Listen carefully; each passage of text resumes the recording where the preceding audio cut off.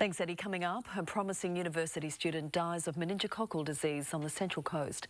The jury thrown out in Newcastle's longest-running criminal case. Bizarre chase, a mum and bub on the run. And the captains talk NRL finals. That's next.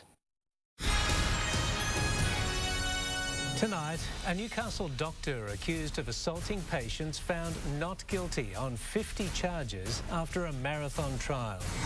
A mother reveals the trauma in the lead-up to the death of her daughter from meningococcal disease on the Central Coast. The latest from Greece following the mystery death of a former Port Macquarie woman. Finals bound, friends today, foes come Friday. And more Matilda's magic coming our way. There's the backflip. A friendly announced for Newcastle in November. This is NBN News with Paul Lobb and Natasha Beyersdorf.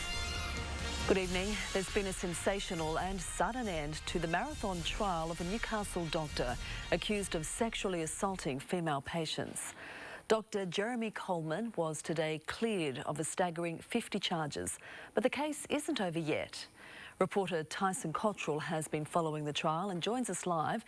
Tyson, an extraordinary day. Tash, it certainly was a dramatic end to the trial of Dr. Jeremy Coleman, the immunologist acquitted of 50 charges. But the jury was unable to agree on 16 others, and it means that he will face those outstanding charges again. Dr. Jeremy Coleman emerged the man he always claimed to be. Very long, very arduous. Today's verdict brings to an end one of the largest and longest trials in New South Wales history. Reporter Tyson Cottrell has followed the case from day one. It was a case unlike any other, the longest criminal trial of its kind in Newcastle's history. Held in the District Court, proceedings began on August 29 last year and ran for more than 12 months.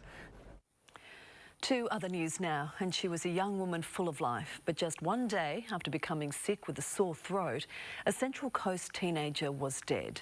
Doctors initially failed to catch the deadly strain of meningococcal disease that killed 19-year-old Michelle Rhodes. Tonight, her devastated mother has a message for every parent. Michelle Rhodes, just 10 days ago, snowboarding at Perisher, not a hint of the disease about to claim her life. Mark Burrows, NBN News. Investigators in Greece are focusing on the days leading up to the death of a former Port Macquarie woman who was working on a super yacht. The Network's Europe correspondent, Amelia Adams, is in Kefalonia, where there are still so many unanswered questions. Well, authorities have now confirmed they are treating this as a suicide, but at the same time they say there are so many things that simply do not add up. Sinead McNamara was on the final day of her 4-month stint working on board the super yacht, the Mayan Queen 4, when she died, and she was waiting for her mother and sister who were on their way to Greece to meet her for a family holiday. Amelia Adams there.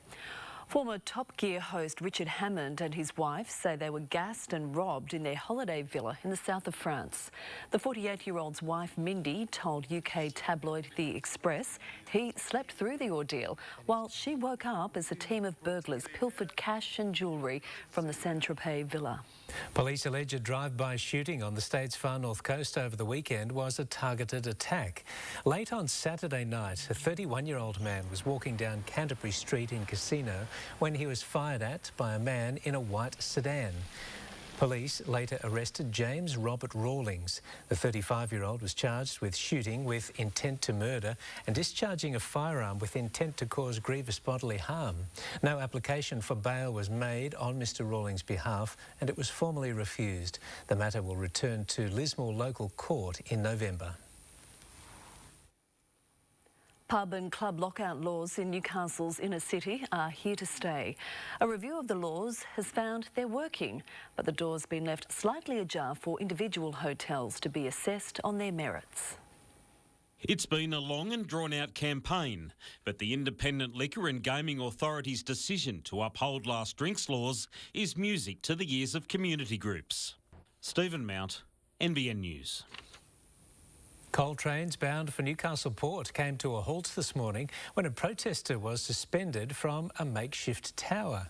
Police were called to Sandgate just after 6 this morning to find a woman hanging from a wooden tripod metres above the tracks, blocking all rail movement to Kooragang Island. Planning has begun for a new John Hunter Hospital precinct. Now 27 years old, the existing hospital is fast approaching its use-by date and falls short in terms of modern technology and innovation. Planning for a new John Hunter Hospital precinct. This is where it all begins. A think tank by clinicians, practitioners and community leaders. A new mine subsidence district has been declared for areas around Branxton. Around 30 properties and proposed developments lie within the zone, which extends from Branxton through Belford and Rothbury to Pecolburn. Newcastle will once again host Australia's biggest female sporting team. The Matildas will play Chile at the McDonald Jones Stadium in November, following the success of their record-breaking match in Newcastle last year. When you see us hosting these events, everyone gets behind them and the city wraps around the event. And more when I talk to event organisers, that's what they're looking for. They're looking for their event to take pride of place. After the break, an emotional plea to find the person behind an horrific acid attack.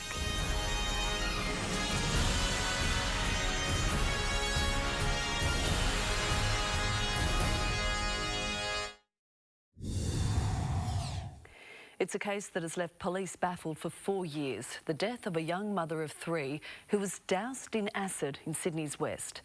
Today, Monica Chetty's family spoke for the first time as it was revealed that she knew her attacker but refused to tell police before she died, terrified her children would be harmed.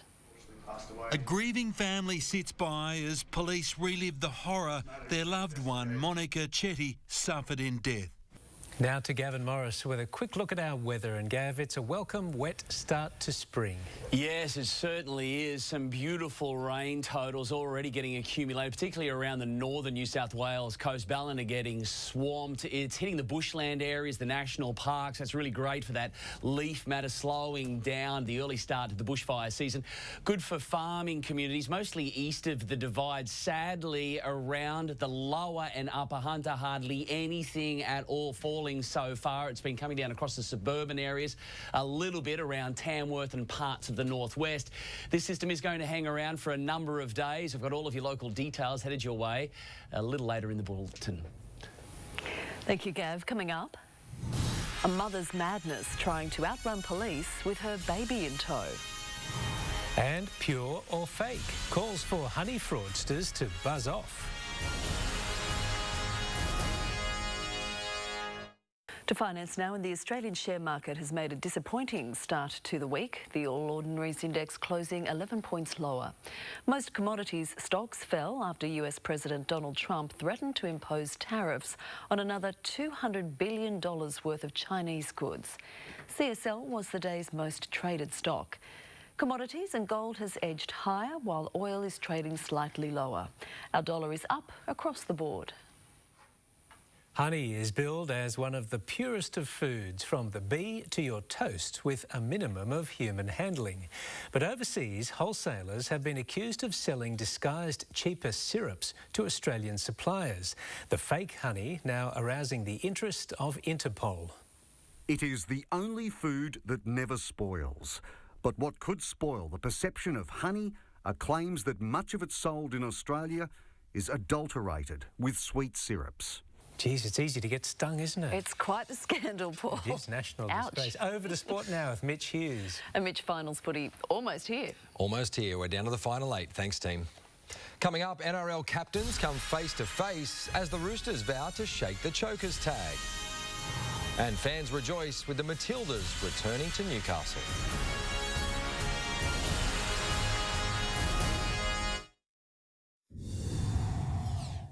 Only one captain will get the chance to lift the NRL Premiership Trophy in 2018, but for Dragons skipper Gareth Widdop to get his hands on it, he'll need a huge improvement from his halfback Ben Hunt.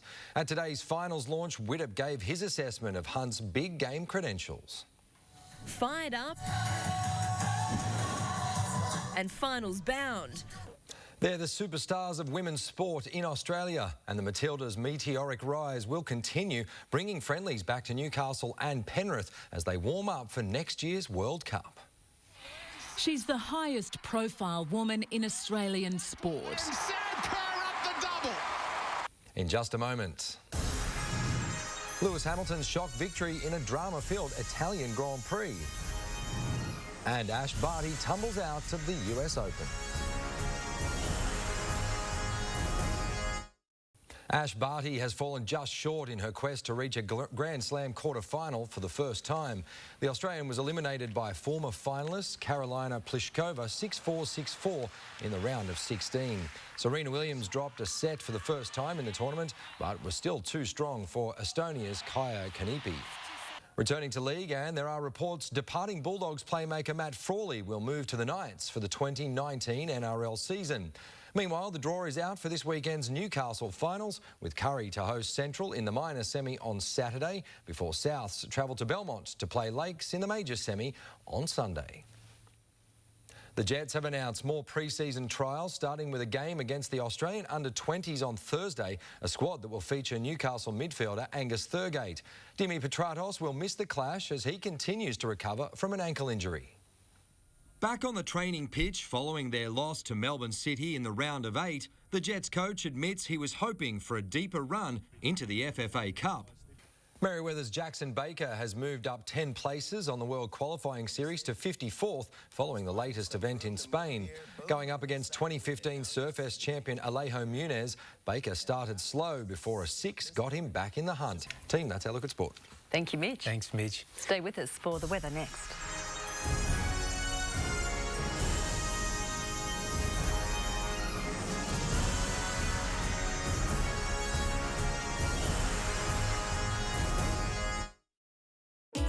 Tonight's weather report brought to you by water. Love water, save water.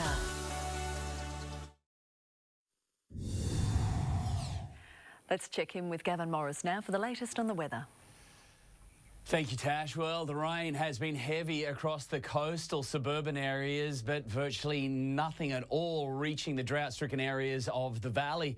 This evening's weather photo, well, here it is for the final time. It's closed and it's coming down. The clear skies have also left us for now as we move into the new season, which is getting underway with a wet start. It began early this morning, mostly across the northern New South Wales coast, but the showers spreading further south, and they've been ramping up. Some of the falls coming down across the northwest, and that system is really quite active. So the trough line stalling over the coast, another one arriving in the west, but you can see eastward it is going to be a week of moisture-laden onshore easterly winds, cloud cover, cool conditions underneath that cloud cover, and showers with heavy falls off to the north, but we're picking up a little here across mostly, as I said, the suburban areas of Port Stephens, Newcastle and the central coast. So it's going to remain wet in between Sydney and Brisbane for another day. For a change, fine in the southeast, still hot, sunny and dry in the centre. More showers in the Golden West with that next front, and just plain hot for Darwin. There it is, the radar. Look at the big Hunter Valley sinkhole yet again. All of that air sinks down, of course rises over the mountain areas as those easterlies push in, causing all of the wet weather to remain to the east and hugging the mountains. But over the valley floor, very little rain, making it to the lower end, upper Hunter. Temperatures down with all of the cloud cover, very chilly, more wintry-like along the coast today.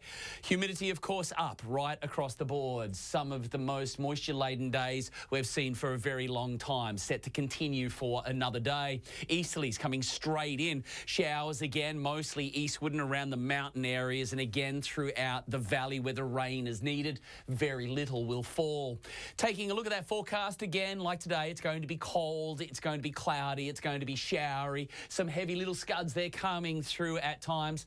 Every now and then you get a glimpse of sunshine, a little rainbow action here, mornings and afternoons. The further we go inland, the less likelihood of decent falls. So isolated showers becoming even more isolated throughout the upper Hunter. But let's hope we get little bits, little dribs and drabs here pushing in further, hitting the drought-stricken areas. The swell 2 metres, messy, with the onshore winds coming almost straight in, hard to to hide from. Tomorrow morning, we've got a high tide in the afternoon, so the low is at about 8:25 approximately. Sun to rise just after 6 and down at about 5:39. Very little moon. It's going to be dark at night. We've got the cloud cover lingering, finding up on Thursday, and then a little bit of an inland system brewing, and that's going to affect the latter part of the week. So again, two different systems. Onshore winds, showers, very little of it reaching the upper Hunter, sadly. This next system, though, on Friday, hopefully delivering a little more of a payload throughout the upper Hunter region. For the Central Coast, showers continuing for the next couple of days, breaking up. Then that system comes on through at the end of the week. This is how our catchment areas are faring at the moment. Nothing at capacity at the moment. Let's hope we get a little bit there throughout the upper Hunter, but throughout Tomago, Graham's, down Nana Bay, still fairly healthy, but a big drink is needed. Southern protected corners like Nobby's the go with these southerly winds. The easterlies, though, bending around really onshore, so everywhere is going to be lumpy and bumpy. No shortage of swell at the moment. Temperature about 17 in. Thanks, Gav. And that's our bulletin for this evening. The Today Show will have the latest headlines from 5:30 tomorrow morning. From all the team, good night. Good night. Good night.